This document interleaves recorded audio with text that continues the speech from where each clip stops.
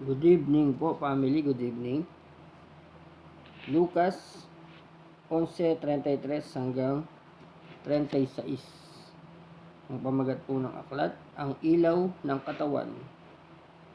Walang nagsisindi ng ilaw upang itago lamang iyon o kaya'y ilagay sa ilalim ng banga.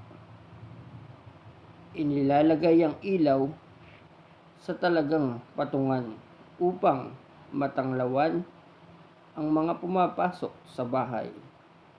Ang iyong mata ang ilaw ng iyong katawan. Kung malinaw ang iyong mata, mapupuno ng liwanag ang buo mong katawan. Ngunit kung malabo ang iyong mata, ang buo mong katawan ay mapupuno ng kadiliman. Kaya't mag-ingat ka, baka ang liwanag na inaakala mong nasa iyo ay kadiliman pala. Kung nasa liwanag ang buo mong katawan, ay walang bahaging nasa dilim. Magliliwanag ito parang isang ilawan na tatanglaw sa iyo.